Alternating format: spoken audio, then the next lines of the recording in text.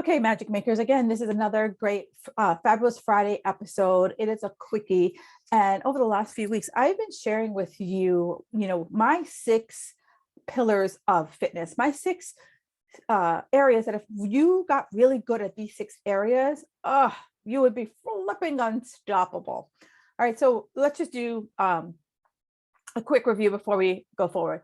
So I've already talked about sleep. I've talked about stress. The next place I want to talk about is exercise, because that is the area that many people think that's where they have to start. That, and I get it. Exercise, I like to call it is the gateway habit to helping you feel great and see success. Who doesn't like to see the sweat on their brow, to just feel their heart pumping, and it just makes you feel like I'm doing something, right? And so many of us get caught up in our exercise that it has to look a certain way. That if I am not, bleeding from the eyes and I can't wash my hair the next day or get up off the toilet, then it wasn't a good workout. And I know I got caught up in that. If my workout was not 2 hours, then why work out? It was not worth. I didn't feel like it was worth it if I could only work out less than 2 hours. Now I've realized, what? I like to spend my time doing other things. So I don't work out for 2 hours anymore. I have other things that I like to do. And I have found a way to work out in a quick and efficient manner. And I've done a whole podcast on that. And I will link it up here in the show notes so that you guys can go back and grab it. So what I also see is that a lot of women are now starting to embrace that you don't have to be doing these HIIT workouts. You don't have to be going to these boot camps. What I'm saying is that when I still teach a couple of days a week, and I see a lot of women not lifting heavy enough, right? They'll come to my class and they'll pick up the 8 to the 12s, and they've been picking up the 8s and the 12s for weeks. And I'm subtle as a heart attack. And I will literally go over and drop heavy weights to them. I will announce over the microphone that if you, can bust out these reps really easy, go back and pick up something heavier. And for a woman over 40, lifting heavy is paramount, right? Like I said, many of us go with the pure cardio because it feels good, right? I don't know how many times I see on Facebook that people are doing 90 minutes on their Peloton, and all they're doing is spinning, right? There's no strength training in it. They're like, oh, I just want to lose the weight and then I will add strength training. Let me just tell you this, right? If you truly want to lose the weight, strength training, it is the best way, the only way to really change your body composition, right? And while I get, it feels really good. I was a group fitness director, and I remember I had to explain on a regular basis why people couldn't sign up for back-to-back spin classes. Why couldn't you spend 2 hours on a spin bike? First of all, put a needle in my eye if I had to spend 2 hours on a spin bike. But it was trying to the cult of cardio, right? Trying to convert my cardio cult. When I used to go to a gym years ago, there was a woman who literally went during my 2 hours of time at the gym. I would go to the gym and I would walk in, and she was already on a piece of equipment. She was already on, either she was running or she was on the step mill. She was on some piece of equipment. I would lift, and then I would go to do my hour of cardio, and she was still there. And so I don't want you to be that person, right? And if you are that person, you might be like, you don't know, that's the only way I can control my weight. But I'm going to tell you that a lot of people really are sleeping on strength training. Not people, women are really sleeping on strength training. So here's why you should definitely be consistent with your strength training, right? Because I had a client when she first started working with me. She's like, Kim, I walk all the time. I walk everywhere. Great, fabulous, me too, but I still lift, right? For us ladies over 40, strength training, walking it's great to balance out our hormones, right? I'm never going to take anyone's walking away. I absolutely love walking. However, if I want to change my body composition, I need to strength train. And for anyone over 40, we're losing anywhere from 3 to 8% of our muscle each and every decade. And when you hit 60, boom, that percentage accelerates. And so what I always say about strength training is that it is to aid you in acts of daily living down the line, right? Do you want to be able to lift a gallon of milk? Do you want to be able to get up off of the toilet, right? Do you want to lift your arm and not see the saggy, flabby arms coming underneath? No, I'm assuming. If you're listening to me, I'm assuming this is a way for us to actively age. Muscle is metabolically active. And for those of you who are like, my metabolism is in the toilet, listen up, sister, because you need to flip and strength train, right? It is the best way to build and maintain the muscle that you have. Lifting heavy enough to break down your muscle fibers. This is done. It helps us to get stronger over time. So I want you to think about, I'm stacking my hands. So, this is my base level of muscle. I'm lifting heavy. I'm eating enough protein. I'm rebuilding and repairing. And I just keep going so that I build. Now, if you still believe that by lifting heavy weights, I'm going to look like Arnold Schwarzenegger, let me just tell you, Arnold Schwarzenegger looked like Arnold Schwarzenegger because he was on performance enhancing products. They were not banned back then, right? There was no ban on it. So that's why he looks like that. Also, unless you have some freak testosterone situation going on, which I'm sure there would be other signs, like you would have a beard, that you could look like a dude. Now, depending on your body type, some people, they have the ability to put on muscle easily, rock on with your bad self. Most of us are fist fighting to get on at least a pound of muscle, a couple pounds of muscle a year. All right. So there's a lot of benefit to strength training. And if you're not strength training regularly, keep listening. Right. So we need to lift heavy enough. So I see people, like I said, I go in my class and they're like, my 5-pound dumbbells. And I ask you, look at your daily life. If you have children, if you have a toddler, that toddler's like 30 pounds. Why the hell are you lifting in 5-pound weights? Don't tell me you're not lifting up your kid, getting them in and out of a car seat. Don't tell me you're not lifting your kid when they cry, because that is a lot of weight. So instead of like coming to class and like lifting the little weights, think about like, how do I apply this in my acts of daily living? And so a good friend of mine, she has this saying, death plus 3, right? The last 3 reps of your exercise should feel challenging, but doable.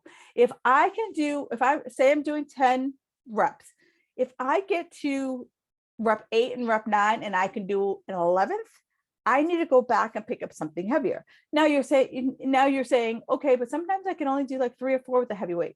Great, that's too heavy, right? So it's like, it's finding that sweet spot. If you are like, you don't remember the last time you upped your weights, go up your weights. Now, I know some of you listening, they're like, you work out at home. Okay, I get that. I do too. 2 years ago, trying to find weights was ridiculously hard. Nowadays, you can easily find weights. Or, one of the things that ways that I've been working out is like when I travel, I have a sandbag, especially not travel on an airplane. When I'm traveling and I'm driving somewhere, I have a sandbag. And so that sandbag can be filled with sand. And it's easy to like create a great strength training workout with sandbags, right? So it's not like I have to go to the gym and buy multiple sets of weights. I go to Home Depot and I buy play sand and I fill them up, fill up my, like they have like multiple pouches so I can make it heavier, I can make it lighter. But it was a way for me to be able to strength train. So if you're someone who's trains at home, you're like, I don't have anything.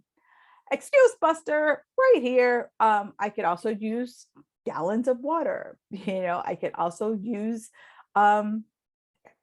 like heavy things, fill a book bag with a backpack with books, right? There's plenty of ways to get around it. If you're like stuck with how do I get heavier weights, holla at your girl. I will always help you out. So even if you don't really want to build muscle, you can still benefit from strength training because, as I said, it helps to maintain your muscle mass that you already have, especially as we get older, so that we are able to do things on our own, right? Do you want to like have to rely on someone else to help you like lift your bag into the overhead compartment? You know, that's acts of daily living. Like that's my thing. Like when I travel, like there are like grown men who like I like whip it into the overhead compartment. They're like, dang. I'm like, yes, I'm strong. I work out because I don't want to be like waiting around like a damsel in distress. Who's gonna help me? Me, I'm gonna help me. Right. The other thing with strength training, it boosts your energy levels. I love working out in the morning. It just because I know me, as the day gets on, I'm, into my stuff and then I won't do it. Where if I work out in the morning, I'm in, I'm out, no messing about, but it helps me to boost my mood. I feel energized all day long. They talk about a runner's high. I get a strength training high, right? It's the same for us as it is for that runner's high. For those of you who are my cardio heads, maybe you're not lifting heavy enough. Maybe you're not doing, maybe your routine isn't challenging enough that you don't get that same like boost, that same ba ba boom.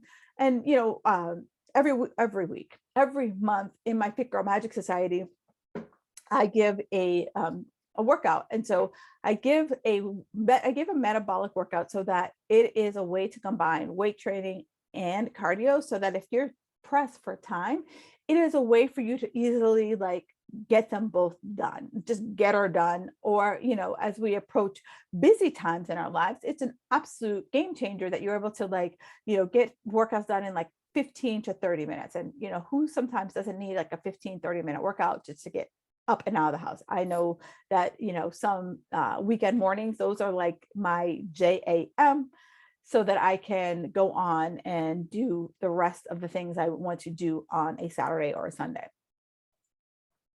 Bone health, right? They strength training for especially women over 40, especially if you are Asian, you are white. Osteoporosis is a thing. Osteoporosis will come for you if we don't have strong bones. So we want to make sure that we have strong bones. Strength training really helps to increase the bone density. So I want you to think about like our muscles pull on our bones. And like, so the more muscle I have, the more it's pulling on my bone to kind of keep it all together. So as I do that, I am strengthening my bones.